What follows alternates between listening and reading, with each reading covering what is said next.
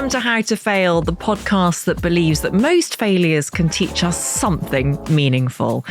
Before we get onto the main episode today, I just wanted to remind you of my subscriber podcast, Failing with Friends, where my special guest and I answer listener questions and offer our advice on your failures. I remember once somebody came up to me in the noughties from the clothes show and said, I love what you do for women with curves. And I was like, I'm a size 8. Please don't, project that narrative. I am not a woman with I'm curvy on my frame, but I'm a size 8. Don't go around telling people I'm a curvy woman. It's not fair on people. Do join in by following the link in the podcast notes where you can send me an email, or look out for my monthly call-outs on Instagram for quick-fire questions. My guest today has had many jobs. She studied theatre directing and has variously had stints as a sales assistant at Agent Provocateur, a singer in a burlesque cabaret, a hip-hop dancer, a bartender, a life model, and a magician's assistant. But she's best known as a singer and actor. In her music, her lyrics trawl the depths of heartache, and her melodies blend elements of soul and gospel. It is an eclecticism that has its roots in her childhood. Her mother is English, her father Spanish, and her stepfather of Chinese heritage. She recalled later that she was raised to believe differences were something to be celebrated or curious about, rather than demonised. She's released 5 critically acclaimed and platinum-selling albums since 2009, scored a #1 hit single and a #1 album, as well as scooping a Brit Award. On TV, she's been a judge on The Voice and an actor in movies including St. Trinian's and The Imaginarium of Dr. Parnassus. Now, she returns with her 6th album, The Glorification of Sadness. Described as her most personal work to date, it details the breakdown of a 10-year relationship with the father of her 2 daughters. Quite often, we hear about women as victims in these situations, she said recently. I wanted it to be empowering. I wanted it to be invigorating for people to feel strong. She is, of course, Paloma Faith. Paloma, welcome to How to Fail. Thank you. I'm really happy to be here because I fail constantly. Well, you're wearing a T-shirt that says shit happens, which I'm very pleased about. And your album is called The Glorification of Sadness, which I think is a fantastic title. Thank you. Why did you call it that?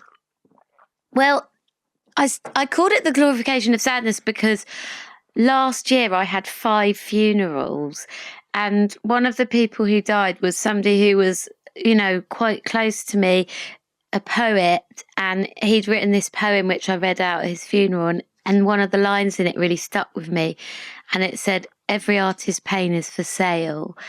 And I think that I had this, once reading it, it really kind of resonated with me. And I had this kind of hyper kind of awareness that I was turning probably what was, I would say, my biggest failure in my life into a commodity. And even though it was sort of therapeutic and cathartic for me, it still is becomes lucrative for whatever businessman sits behind the desk. And I had a meeting with my record company, and I played probably the song that I feel saddest hearing, called Divorce, from the record. And the head of the label said, "Yeah, but how can we turn this into entertainment?" And it just felt kind of like this, a bit uncomfortable. So I was like, okay, that's what I'm going to call it. That's why. It's the commodification of tragedy. There's so much to unpack there. First of all, I want to say I'm so sorry that you had 5 funerals. Yeah. That's horrendous. It was an avalanche of sadness. Because you're in your 40s now, as am I, and I do think there's something both powerful and terrifying about entering what is unglamorously called middle-aged, because you start to realise that you might have less time left than you've already had. Did it make you think differently about how you wanted to live your life going through those periods of grief? Nothing impacted me quite as much as the breakup, because death is so permanent. So there's not much you can really be doing about that. Whereas a breakup, you're both still alive and you've got, there are times when we see each other and it really works and it's amazing and we think, or I think, what are we doing? And then there are times where you're reminded and you're like, oh, that's why. Yeah, I think that's more thought-provoking to me than the permanence of death. Death's just sad because it's, irretrievable. There's nothing, you can't go beyond it. Going back to your album, there's a single that has just been released called How to Leave a Man. And it's classic Paloma Faith in that it's very intelligent and it's also a real bop. and there's sort of deep melody to it as well. Like, it's a very multi-layered thing that you do. How do you write a song? Like, what's the process that you go through, or does it change for every single song? It changes for every song because sometimes I'll just be like sent home with a load of chords, like a song on the record called Already Broken. And I just kind of wrote it while driving and I just was stopping the car, voice noting stuff.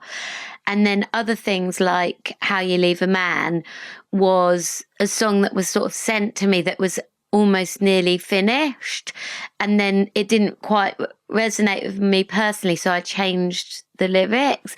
So it's kind of always different, because How You Leave a Man initially was written from like sort of a 20-something perspective, and it really, I was like, no, I'm kind of past that, and I think with the video I added that layer where it pans around at the end and it's like all glamorous, and then you see that I've got 2 kids in the boots doing that, which my ex was not best pleased about. He's like, why am I in the trunk? I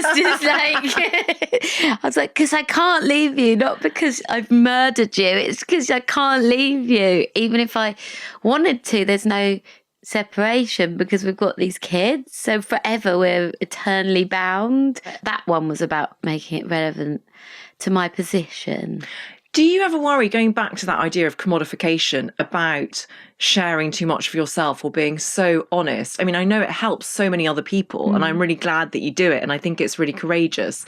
But do you worry that sometimes your instinct is to overshare before you're ready or before your ex is ready? Does that ever... I think so, but also I think that my idea of oversharing, like, so there's certain things that I keep very close to me that I don't share. But I remember once a journalist interviewed me, and it was a really clever observation. They said she gives you the feeling that she's telling you everything when actually I'm worried she's told me nothing. And I think that there's a bit of that, like, I overshare by whose standards? I don't know, not mine. Yeah. Occasionally my mum gets on to me about it. She's like, you don't need to say that. Especially now I've been writing this book and she's read the second draft, and she's like, do we really need to know how many orgasms you had on that occasion? That's a bit tabloid. And I'm like, she's like, you could just say it was an enjoyable experience. And I'm like, I don't mind about that. There's other things that I mind about. I guess everyone's got their own parameters, what they think's oversharing. Yeah, and I also think there's something patriarchal wrapped up in that, like the idea that if a woman is honest about her experiences, then it's oversharing and hysterical in some way. Yeah. Whereas if a man is honest about their experiences, it's sort of bold. Brave. Exactly. I want to talk about your book in a minute, but I know that a lot of listeners to this podcast come to How to Fail when they are feeling heartbroken. And it's partly because I have spoken a bit about my own past heartbreak, and I do consider it a form of grief. I think it's an incredibly hard thing to go through.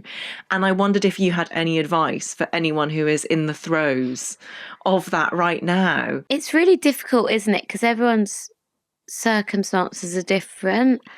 I've been through a lot of breakups now, and I do think that this album, I've sort of purposely ordered the songs so that it actually sort of is chronological in the stages of grief, like the moments of kind of irrationality, moments of introspection, moments of anger, moments of self-sabotage, like it's all in there. I feel like that there's only really one piece of advice that anyone can ever do, and it's boring, and I'm sorry, there's no like key to You know, it's not go and buy a pair of shoes, which does help me sometimes. but I feel like it's just that knowing or an awareness that time is kind of the most amazing. I don't know if it's always a healer. I don't know if I buy that, but it's amazing because it always continues. There's nothing you can do to stop it. So every feeling you ever have is temporary.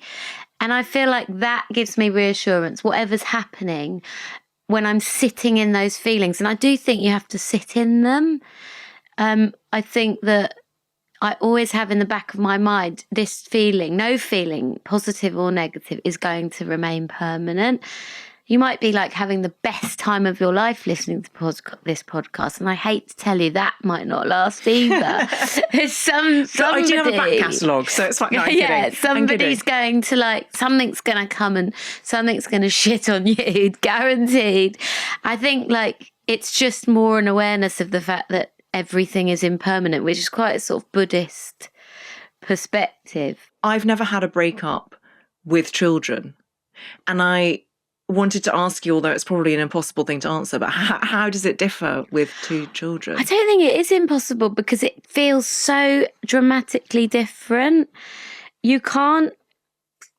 It's so different because you can't do the initial bit where you're like, I need space, I can't see you anymore. You're forced to do that.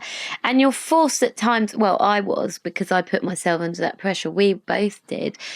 We pretended at first, pretended to get along, pretended that we weren't both absolutely devastated. And it gets confusing. It still gets confusing. It's like a never-ending breakup.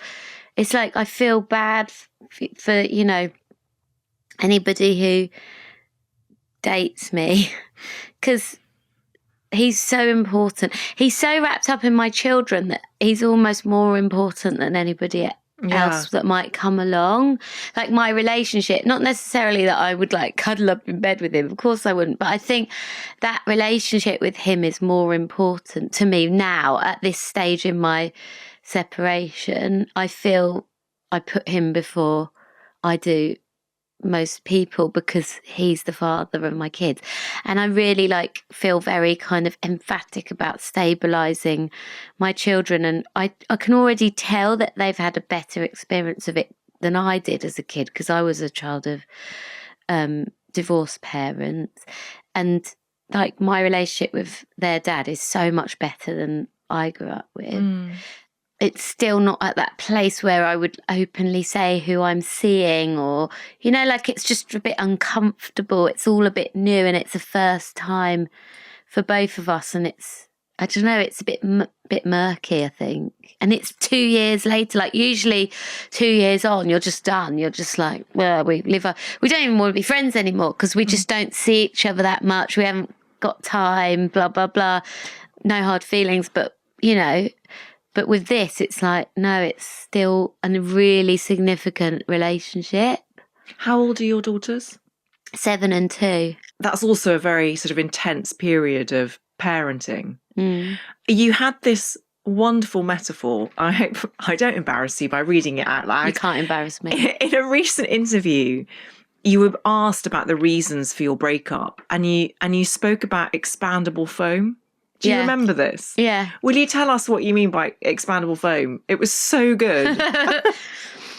I think that when you're in a relationship, there are holes, there are bits that you can't fill, and then as a healthy relationship grows, those holes, your partner hopefully sees them, and then sort of they squeeze themselves in them like expandable foam. It just fills the gaps that you leave. And so in order to sort of progress, there is an inevitability of change. Everyone changes over years and years. So if you are with someone for 20 years, 30 years, 40 years, it'd be weird if you didn't change as a person. So the idea is that, in my mind, that they need to be like expandable foam. They need to observe your changes and you observe theirs, and you both kind of fill in the gaps in the sort of, I guess, a more fluid way than just being rigid, I don't like the new you. I don't like this change. And I think for me, when I speak about that the most significant change was going from being like a couple of 2 people to 3 people, then 4 people being our children. And so there was a rigidity, I think, that was difficult to navigate for us, because I changed what I was capable of giving. And I think that I'm going to make a sweeping statement, but I think quite a lot of heterosexual men want mothering. And when a woman's mothering actual children, they don't really want to. I just feel that capacity. I just don't. I'm like, there's being there for someone, and then there's like being expected to kind of mother and almost like give them what they lack. And I just feel very unavailable for that. I think so many people will relate to that. So many people will relate to it. I've heard very good friends of mine saying the same thing.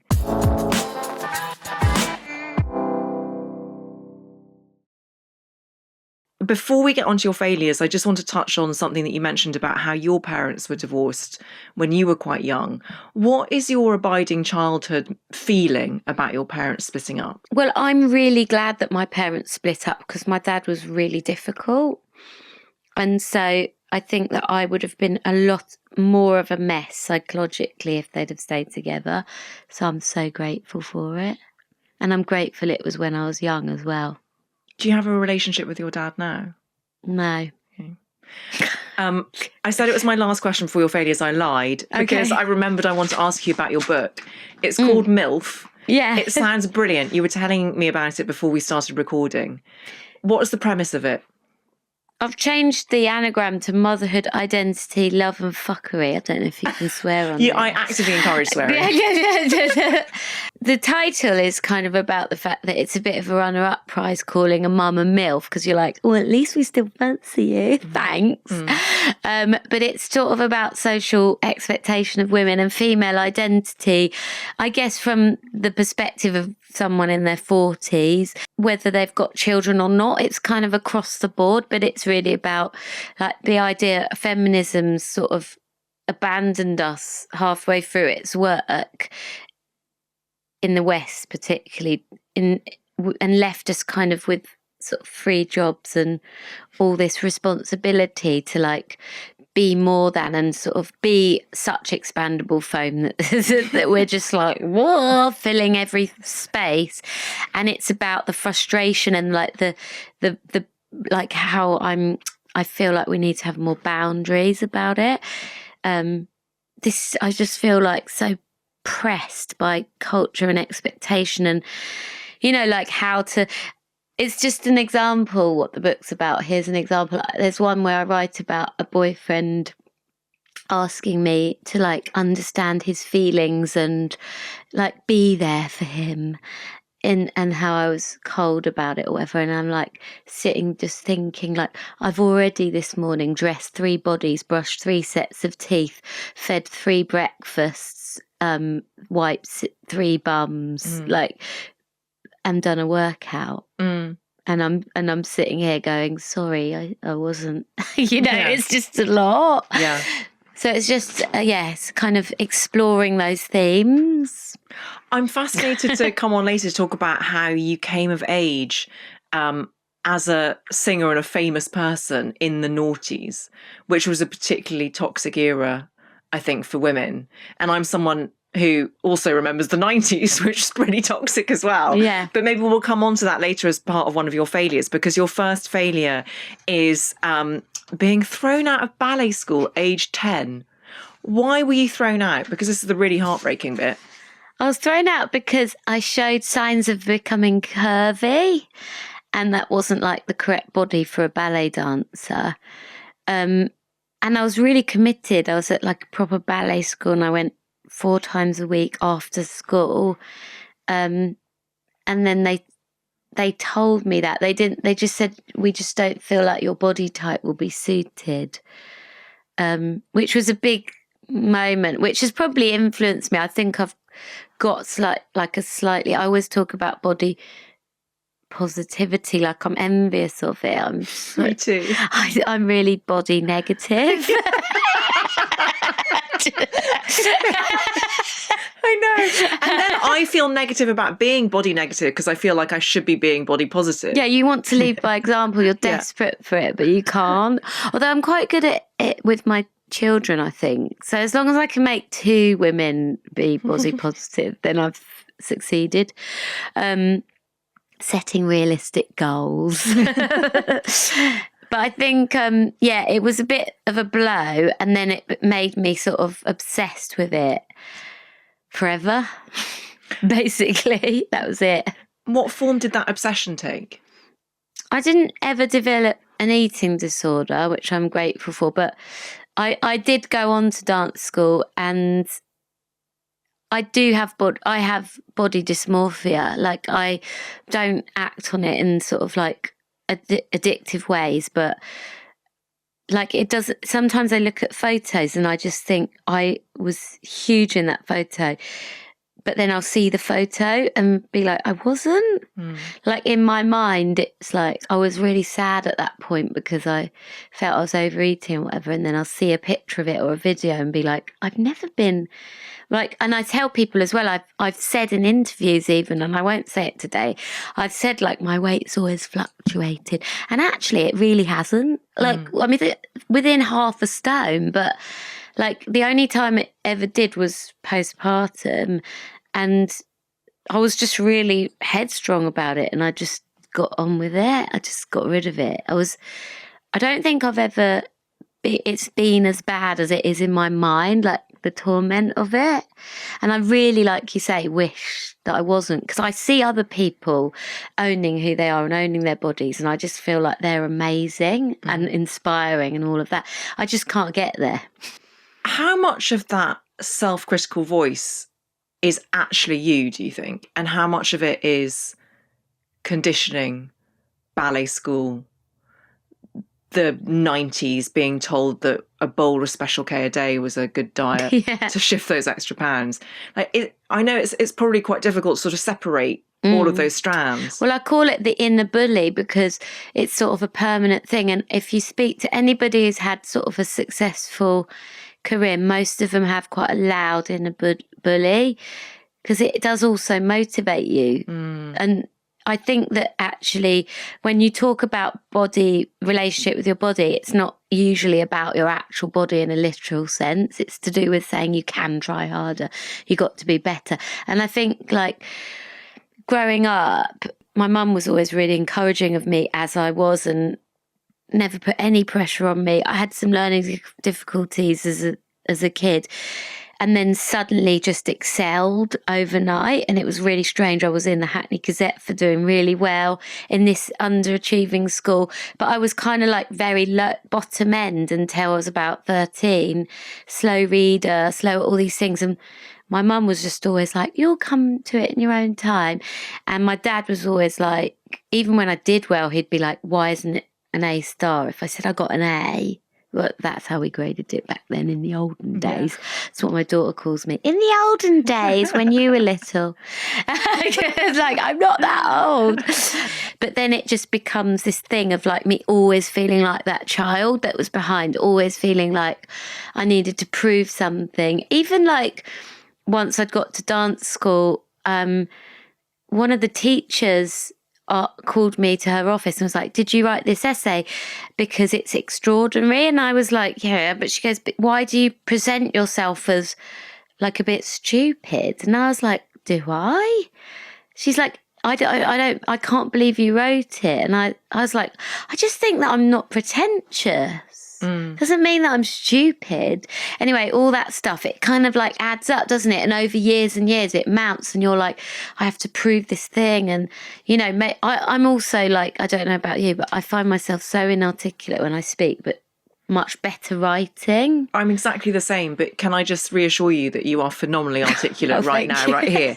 But I really relate to that the voice in your head being like, you haven't found the right word as you're speaking. Yeah. And it's much calmer for me to be writing something. Same, and I can go back on it. And sometimes that goes, you know, makes people go, oh, you're so humble, you're so sweet. And I'm like, humble would be nice, but like actually quite abusive, like internally, is probably not.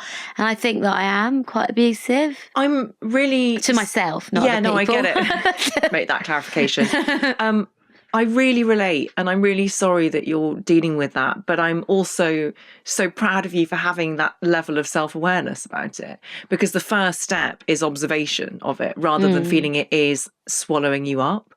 I wonder how much of this drive, this kind of internal motor that you have to prove yourself, comes from being the child of a quote unquote single mum, which was a label that had a particular resonance in the time that we were growing up. Did you feel that you had to compensate? I did, especially because my mum came from like extreme poverty, on a scale that doesn't even really exist anymore because of changes in sort of, the way the state is run and stuff. Like they came from like a hand to mouth type of family. Like if there was no money, there was no food, and stealing like food from other farmers' stuff and, all of that because they were from a rural area.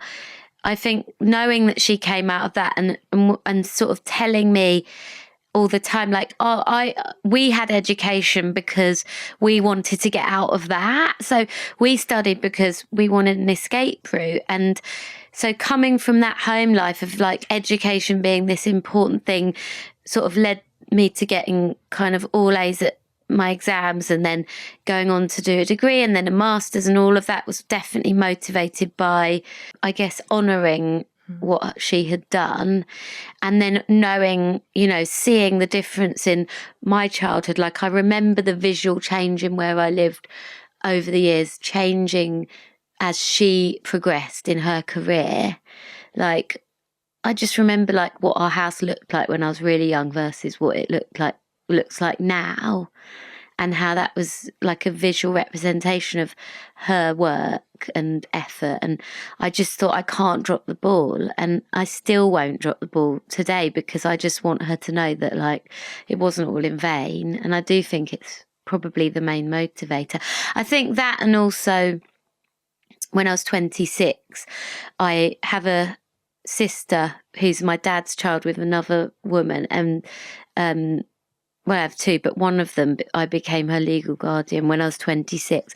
And at that point, I was quite kind of creative and a bit art school and a bit more whimsical. And then when I became her legal guardian and had this social worker and I had to prove that I could look after her and I'd be responsible, I suddenly did this like big U-turn on my career and started pursuing like a more commercial angle of my creativity. So I think that's how I ended up in films and how I ended up becoming like a more commercial musician. I think before that I was way more experimental, but I just felt responsible. I think it's about feeling responsible. Did she come and live with you? How old was she? She was just about to be 16. No, maybe 15 till she was 18. That's a huge responsibility. And I think it's not, because if you think of it, I was 26 and some people have babies, but it's just that she was a teenager, so I didn't grow with her. Like having had children now, I can understand why it was difficult, because when you have a baby, you sort of grow with it, you learn with it. But I kind of just had this person that was half child, half adult, and also had quite a sort of tumultuous life before that, like coming to live with me. I speak a bit about it in the book, but it's about like, I frame it in the idea that it was the first time I became a mother, really. Yeah. How's she doing now? She's amazing. Good. I'm so proud. All credit to you. I get all tearful because I think she's just my hero.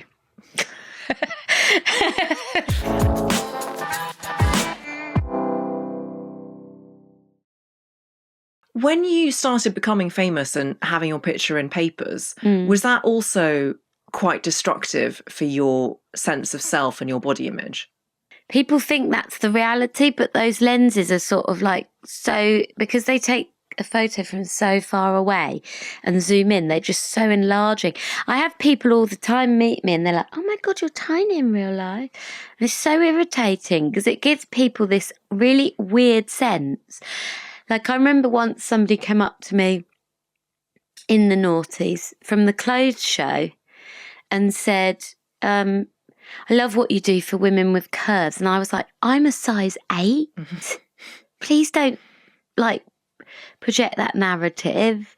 Like, I am not a woman with, I mean, like, I'm curvy on my frame, but like, I'm a size 8. Don't go around telling people I'm a curvy woman. It's not fair on people. I want to talk about your second failure, and I'm so glad that you chose it, because I think it leads on from what we've been discussing about your body and what our bodies can and can't do, and what we expect them to do, and what society tells us they should do as women. And your second failure is your failure to conceive your kids naturally. So you had IVF, and also your failure to have a natural birth. Yeah. And the reason I'm so pleased that you're talking about this is because I also went through several rounds of fertility treatment, had recurrent miscarriages, and don't have children. And I'm at peace with that now. It's been a long journey, but I'm at peace with it. And that's why I'm really grateful to have this conversation with you, that you still feel this failure, even though you have your daughters. So please tell me about your journey. First of all, sorry. Thank you. It's That's awful. The most beautiful thing you could possibly say. It's so harrowing doing it. And then like, no, and it's always in the background. No one really knows it's happening. Yeah. And it's quite a lonely thing, I think, to do. Even if you've got a partner, you're still alone in it because it's all on you, isn't it? Very, very isolating. So what happened with me was I always thought or felt that quite fertile, and I had a situation when I was very young where I sort of looked at penis and became pregnant. So I just thought, I was like on high alert my whole life about not conceiving after that. And then we had some issues. I knew quite quickly there was problems because I'm a bit witchy anyway, and I just thought there was something, and then found out that what actually happened was the beginning of our fertility treatment. It was because it was on his side that there was fertility problems, but thanks to modern science and the patriarchy, it still falls on the woman. No funding research has been done to allow the man who's got fertility problems to take any sort of physical responsibility for that. So it's the same process as if it was my issue, but it began like that, and then I then had an ectopic pregnancy with the first God, I'm sorry. one, and then my fertility starts going because I've had one tube damaged. So then it's like every other month. And then anyway, so the second time did work. And so I was lucky because I actually had 2 viable pregnancies, even though one was ectopic, quite quickly. And then the birth was really difficult. It was like actually unbearable. And the kind of long version is in my book. But it started off with PROMS, which is called premature rupture of membranes, where you're sort of in labour, and that was at only 6 months pregnant, I think. It's in my book, so I've written it down. Yeah, and so I was leaking, and they were like, you can't, you're going to have to induce, we're going to have a premature baby. And I just kind of like was really defiant that I didn't want to do that. And I basically had bed rest, and I was just drinking 4 litres of water a day, and I kept her in for a month, just laying down to kind of replenish the lost waters. And then eventually the birth itself went terribly wrong, and lots of things, like we all have this idea that we're going to have this natural birth and it's all going to be perfect, and I'm Mother Nature, and like, even I've written about this in my book, they tell you that you put the baby on you and it finds its way to the breast. Absolute nonsense. I don't know who came up with that, but it's rubbish. It doesn't. They just lay there looking at you crying. Mm-hmm. It all just went a bit wrong. And after 21 hours of labour and like a lot of kind of stuff and no sleep for a week, I had 7 hours sleep in 7 days. I had an emergency cesarean, which also caused me later on fertility problems as well, and then a bit of postpartum psychosis because of lack of sleep. So I like was hallucinating. It was all just awful. That's so traumatic. I was probably depressed for a couple of years without realising. Because the weird thing about depression is that I didn't realise was that you don't, or any mental illness, is when it's legitimate mental illness, you're very unaware of the fact you've got it. And it's only when it passes that I realised that I had been mentally unwell. And so I think that took its toll on my relationship, which this album's about. And then like later, you know, I wanted a second child, and then I had 3 failed transfers, like one more egg collection, 3 failed transfers, and then the 4th one worked. And then I was just so kind of headstrong about it in a way. And I speak about that in my book, about how like a woman doing IVF becomes almost like in this trance-like state of like, that's what I want. And a lot of stuff falls by the wayside, like your emotional life, your relationship, because you're just so like focused on this thing in quite an obsessive way. You don't even like consider what might be lost, or a woman's identity becoming a mother, or anything. You're just about having these babies anyway. Eventually I've been very fortunate and grateful that I had the second one.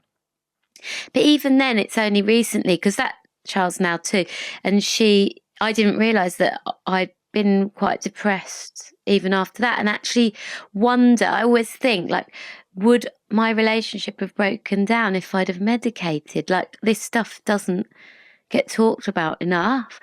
I feel like maybe it was all because of it.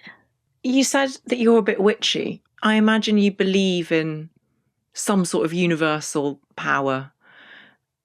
Do you think it had to be this way in that respect? Like, how do you feel now being a mother, given everything that you went through and what you had to deal with and the pain you had to suffer along the way and what was lost, as well as the enormous fortune that you have these 2 beautiful daughters? But like, how does that feel? I just wonder whether it's a mindset. Like I see people who have careers and lives where they want stuff and it sort of just happens. My manager, who's been my manager since the beginning of my career, called and he was like, yeah, but it wouldn't be you if it was easy, would it? And then he said that, and I was like, oh my God, you're right, actually. Like, it's always, whatever's happened, it's been difficult. And I think that goes for a lot of people. But sometimes from the outside, you look at the world and you think, oh, like, I know people who said, oh, we're going to start trying for a baby, and 3 weeks later they're pregnant. Or, you know, like people who sit in interviews in the music business and say, yeah, we just wrote this song in 10 minutes and it's a global smash. Yeah. You're just like, how's that happened to you? But you know what, though? The beauty for you, for Paloma Faith, and for the rest of us is in those difficulties, because what you're doing every single time you're surmounting a challenge is you're becoming wiser and stronger. Yeah, and also like those cases are usually in reality a bit of a minority. Like, I'm sure you know from your podcast that most successful people have had way more failures than they've had successes, and people only ever focus on their successes. They never focus on the 1,000,000 times that they failed before. Preach. That. Can we just clip that? Have that as the social media clip, the official blurb.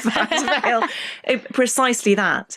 But I just want to return to the fact that you've chosen this as one of your failures. I can relate to it, but I think some people will be listening thinking, but it's not your failure if you didn't manage to conceive. No, you're right. It's to do with social pressure, isn't it? It's to do with how we're raising our girls, how we're raising women from childhood as like, this is one of your purposes in life, is you were born to do this and you were born to further the human race and no pressure. And then, but now because of feminism, and this is one of my things, is like that it's abandoned us, is like, but you also need to like have your independence, you need to have your career. And, you know, we've all arrived at this point in history where we're like, well, we're trying to get my career going, and then it means that we're having children later, and then we're not really being able to kind of foresee these issues early enough to be able to time runs away from us, doesn't it? It's like now I'm 42 and I think, oh, I'd love another child, but I've kind of thought I probably won't be able to now. Not with all. And my mum's always like, your body wouldn't cope with it.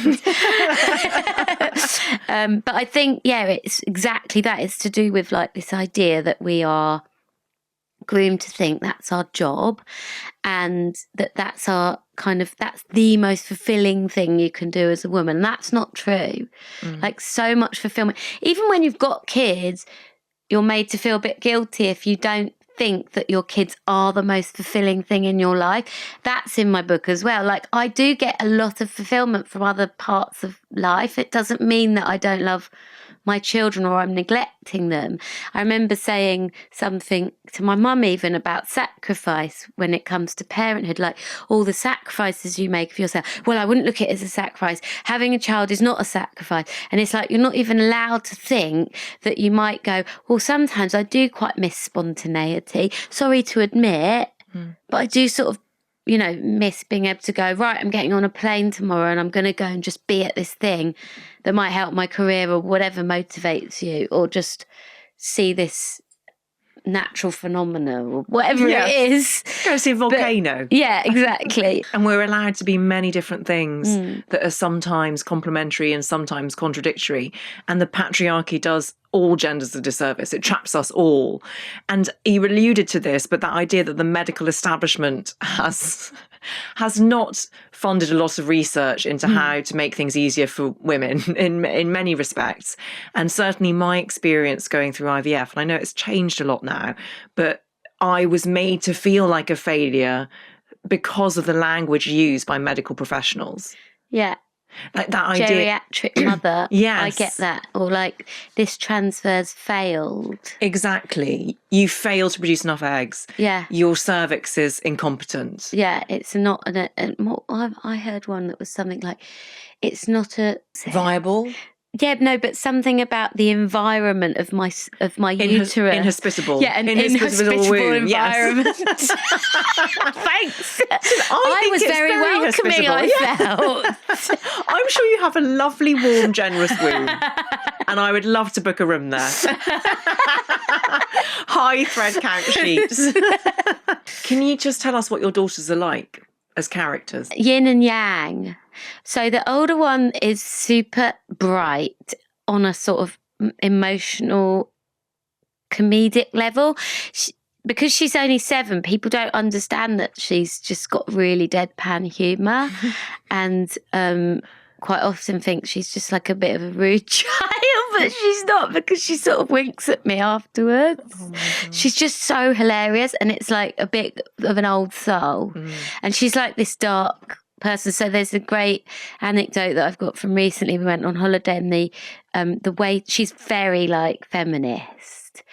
The waiter like pulled out a chair and went, "This is for you, princess." And she went, "I am not a princess. I'm the queen of darkness." I'm obsessed with that. So she's kind of like a bit of a hero. And then the other one is like where this one who's like kind of intelligent, stimulating, lateral thinking and a bit cynical. The flip, sometimes she's lacking a bit on the kind of like cuddles and the cuteness. And so the little one's got all of that in bucket loads. And everywhere we go, people are just like, "Oh my God, I've never met a more cute child." Like, she's just like this sort of, she's like a Japanese cartoon character. She's just so cute, big eyes, smiles at everyone and makes everyone feel special.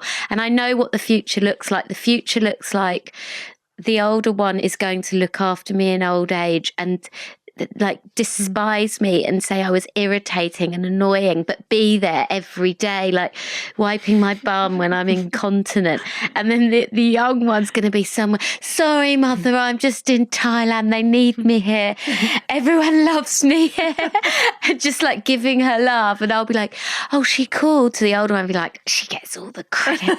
I'm so uplifted because she rang me once in 6 months." And the older one will be like, "I hate you, mother. I'm here every day." Oh, that's genius. That's it. That's the future. Before we get on to your third and final failure, I hope you don't mind my asking you about this, but I read that you suffered a miscarriage on set once. Yeah. And again, I think a lot of women will relate to this. you went back to work? Well, I didn't go back. I was just in it, and it started at work, and it was a fight scene on Pennyworth, and I just thought to myself, it's gone, so I might as well carry on with what I'm doing. And I had to go to the toilet 9 times, and on film sets, they escort you to the toilet because they don't want to lose you and like delay filming or whatever. So it was quite embarrassing. I was like, oh, sorry, I ate something bad last night. Because I knew that if I told them I was miscarrying, they'd send me home.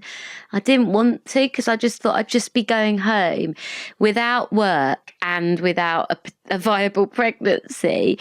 And I just thought, I'm just going to stay. And I just sort of stuffed loads of tissues in my underwear. And I said, I've come on my period. Could you send for something or whatever? And they did.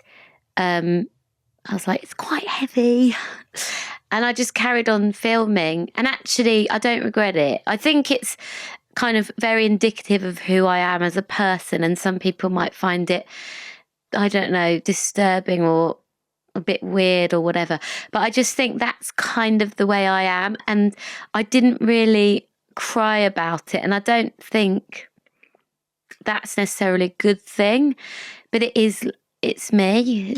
It's what I'm like. Do you think you disassociate? Yes. But I think quite a lot of people who've had, varying degrees of trauma from childhood learn disassociation. And I think that I did. And it's like, I listen to Alain de Botton quite a lot. And I listened to him say the other day, which was good, like those kind of survival mechanisms you develop as a child were really good for you as a child because they help you cope. But taking them into adulthood can sometimes not be great for you because they don't really work long term. But well done to the child you for figuring it out, kind of thing. Acknowledge the child and what they did to protect you. Yeah. I know what you mean though, because I have had miscarriages and I think I disassociated, and I've done that thing of like, I was at brunch with a friend and I carried on having the brunch, and I think when you were talking earlier about being in depression and not acknowledging it as that then, but only in retrospect. You were. In retrospect, yeah, I can see that I numbed myself and that was the way that I got through it. And I more recently had an experience of that sort of, that tapping therapy, EDMR? EMDR. So good, isn't it? Well, it was interesting because they asked me, like, think of a difficult image, like a sort of flashback image, a traumatic image. And I could think of the image, but I had no feelings attached to it. And I was like, oh, that's how deep my disassociation went. You knew that it was difficult, but you didn't feel like it was. Exactly. And then I got into the people-pleasing thing of like, I now need to pretend that I'm finding it uncomfortable and I'm being cured. Yeah, well done, thank you so much. It works. But have you found it helpful? I just I think therapies are good because I think that they just give you that 1 hour a week to kind of just really focus on something. I don't think that anyone is particularly better than another and everyone's different. Do you think you disassociate when you perform slightly? As in, do you have a persona when you perform? It's the only time, weirdly, when I'm performing, and I say this a lot, that is the only time in my life that I'm fully committed to the moment I'm in and I'm not thinking about what ifs, anything ahead or anything behind. I'm only in that moment, and therefore it's the complete absence of anxiety for me.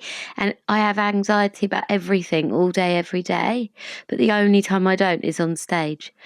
The only time, which is why I think that in itself, when people say your kids need to be the source of everything, they riddle me with anxiety. Like, going on stage is amazing. I don't even worry about them because I think I have to go onto this stage and finish this performance. And I've done it in so many situations, the same as continuing the fight scene while having a miscarriage. It's like, for me, work is a refuge. It's like, I just really want to deliver a performance and it's beyond me or any kind of like real life stuff. And so, yeah, it's a bit disassociated, but not necessarily because I'm very present in it. Well, talking about your love of performing brings us neatly onto your third failure, which is your failure to have a good work-life balance. I think we all feel that. Do we? I think so. I know people who don't work that much. Do they feel that they've got the balance correct though? Because probably even they're worrying that they're doing Not working too much of enough. one. Yes. Do you think you're a workaholic? Yes. Okay. And it's really bad. And I think it gets to dangerous levels. But I think both my parents, so like, I know I don't have a great relationship with my dad, but I do have a work ethic from both my parents. And both of them, when I was growing up, were just obsessed with work. And then I sort of just like copied it. And now I don't really, really fully know, because I've never witnessed it in my life, how to do anything else other than be obsessed by work.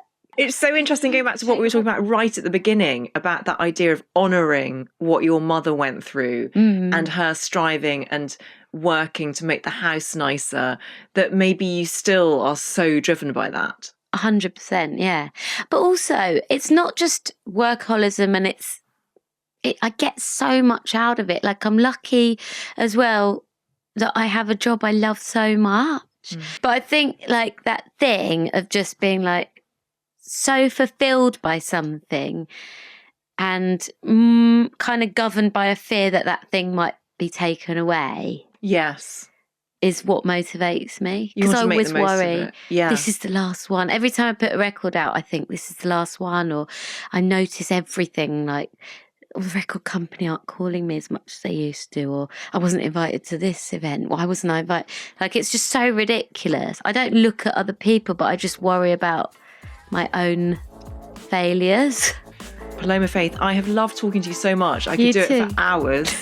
Thank you so much for coming on How to Fail. Please do follow How to Fail to get new episodes as they land on Apple Podcasts, Spotify, Amazon Music, or wherever you get your podcasts. Please tell all your friends. This is an Elizabeth Day and Sony Music Entertainment original podcast. Thank you so much for listening.